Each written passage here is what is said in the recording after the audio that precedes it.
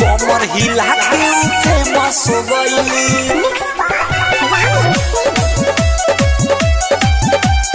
कमर हिला के फेमस हो गईली।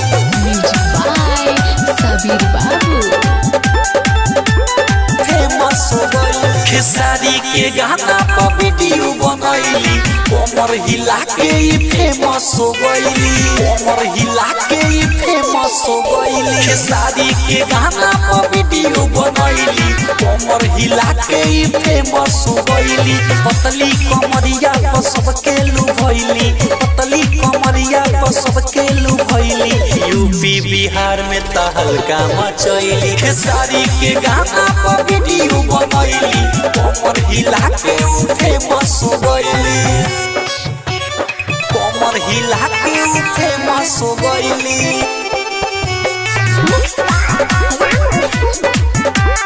कमर हिला के फेमस हो गईली। सबका के तो उड़ा देली निंदिया। खेसारी के रखेली दिल के भीतरिया। खेसारी के रखेली दिल के भीतर। सबका के तो उड़ा देली निंदिया। खेसारी के रखेली दिल के भीतरिया। दिल के भीतरिया। सगरो भइला हलाई है त छैली।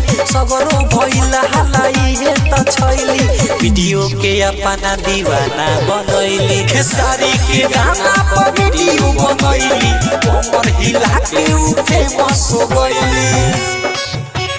कमर हिला के फेमस हो गईली। कमर हिला के फेमस हो गईली। सुनायो नया सिक्को कहता रे। रामो वीडियो के व्यूज बढ़ता रे। बढ़ता रे बढ़ता रे। सुना बिना दीवाना कहता रे। रामो वीडियो के व्यूज बढ़ता रे। बढ़ता रे। अंकुश बबलू के पागल बनैली। विक्रम छोटन के पागल बनैली। लुदन सानो के बात में लुभैली। खेसारी के गाना पर वीडियो बनैली। कमर हिला के फेमस हो गईली। मां मनोकामना रिकॉर्डिंग स्टूडियो बकरी बाजार चकिया। Mobile number 88 25 15 66 67।